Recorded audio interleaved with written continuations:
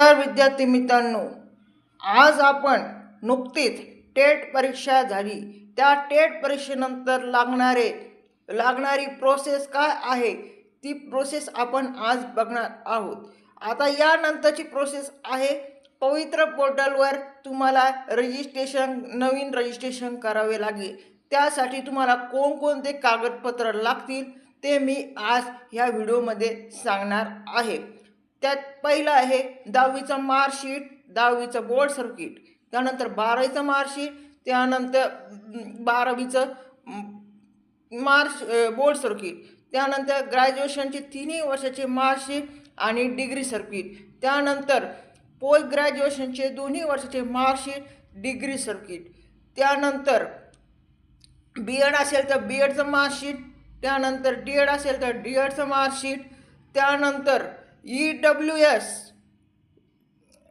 ओपनमध्ये भरला असेल, कास्टमध्ये भरला असेल तर EWS, त्यानंतर कास्ट सर्किट, त्यानंतर OBCसाठी NCLचं सर्किट, हे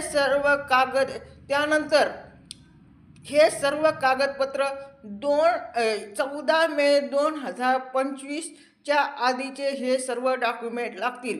कारण की यानंतर तुम्ही जे डॉक्युमेंट काढता ते डॉक्युमेंट पवित्र पोर्टलला ग्राह्य धरल्या जाणार नाही, असं स्पष्ट आदेश आहे.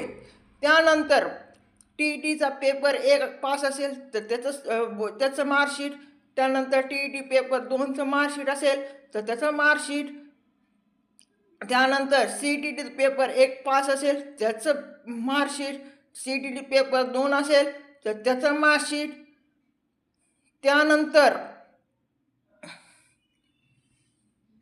हे सर्व डॉक्युमेंट तुम्हाला पवित्र पोर्टलवर रजिस्ट्रेशन करण्यासाठी लागतील.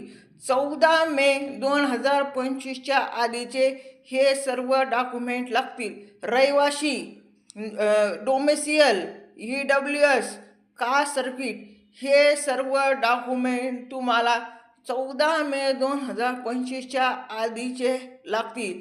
त्यानंतर तुम्ही जे रहिवासी उत्पन्न काढताल ते ग्राह्य धरल्या जाणार नाही. व्हिडिओ आवडल्यास लाईक आणि सबस्क्राईब करा. व्हिडिओवर नवीन असाल तर सबस्क्राईब करा. धन्यवाद.